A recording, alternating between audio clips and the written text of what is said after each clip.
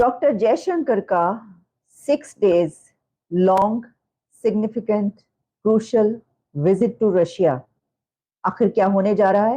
You become so predictable जब आपको हर फील्ड पे प्यूटन केजीबी के प्यूटन ट्रेन, जब आपको ट्रेन सीख समझ जाए, when you are exposed to the world.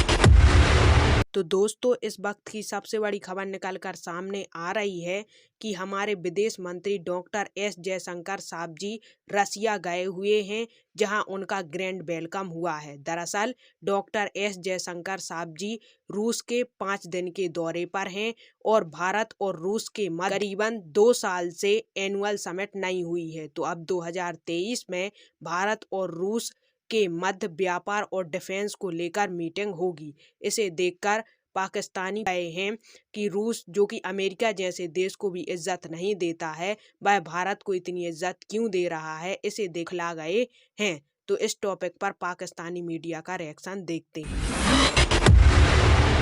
India के external affairs minister mister Jaishankar जो हैं वो रशिया 6 day लॉन्ग विजिट पर पहुंचे हैं। उनका ये विजिट एक सिग्निफिकेंट विजिट कहा जा रहा है। कहा जा रहा है कि ये एक ऐसा क्रूशियल टाइम है। कहा क्या जा रहा है, ये मैं कह रही हूँ कि ये जो टाइमिंग है, तो ये कितना क्रूशियल विजिट है।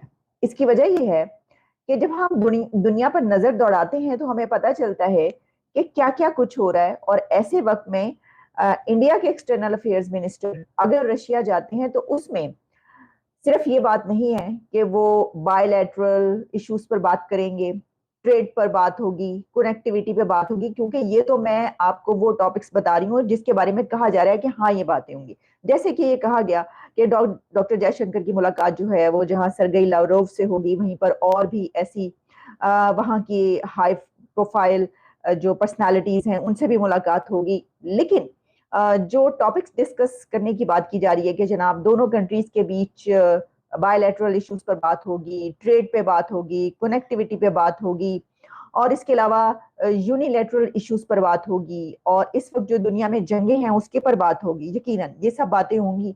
लेकिन इसी के साथ जब आप नजर दौड़ाते हैं कि इस वक्त सिर्फ यूक्रेन जंग ही नहीं रह गई, अब दूसरी तरफ इजराइल और गजा और हमास की जो जंग है वो भी स्टार्ट हो चुकी है। और इसी के साथ जो रेड सी की हमने आपको खबर दी थी, जिसमें हमने बात की थी कि वहां पर हूतीज या होसीज जो हैं उनके हमले हो रहे हैं, और इसी में यह भी पता चला कि 2 इंडियन बाउंड शिप्स जो हैं उनके ऊपर भी हमले हुए। तो ऐसे वक्त में कि जब सप्लाई चेन्स के रुकने के खदशात पैदा हो रहे हैं, जबकि जो मेडिटेरेनियन और रेड सी है वहां पर जो तिजारत हो रही है, जो ट्रेड हो रही है जिन कंट्रीज के बीच, वहां पर बहुत खतरा पैदा हो गया है।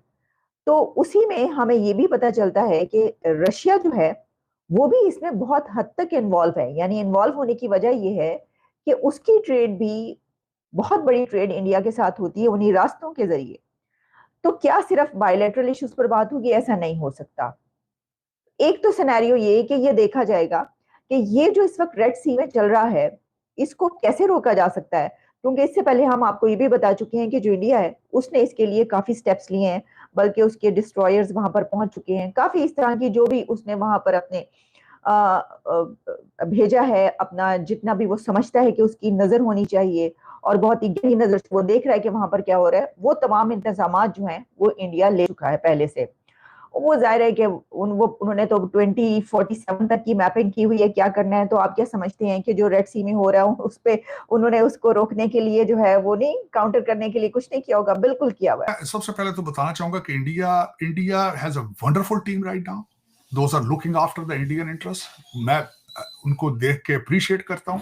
सबसे पहले तो उन्होंने वेनेजुएला से तेल लेने की बातें की थी। उन्हें पता था कि इस रीजन के अंदर इश्यूज बनेंगे एंड फ्यूचर में हमने तेल कहां से लेके अपनी इकोनॉमी को सेव करना है। This is how smart they are.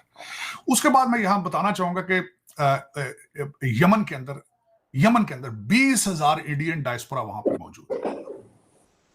फिर इस वक्त भारत ने जो 10 कंट्रीज का अलायंस बनाया है, ये अमेरिकनों ने टूटा फूटा सा, उस अलायंस में शामिल नहीं किया। यही अमेरिका को प्रॉब्लम, ये जो मिसाइल अमेरिका इस वक्त जो भारत के साथ, भारत को, अमेरिका को यही चीजें पसंद नहीं आ रही, क्योंकि India is already behaving like a super power. उन्होंने अपने 2 शिप जो हैं वो अपने ट्रेड शिप्स को की प्रोटेक्शन के लिए वहां भेज दिए हैं, ISS कोची और ISS कलकत्ता, वो उन्होंने रेड सी पे भेज दिया अपने।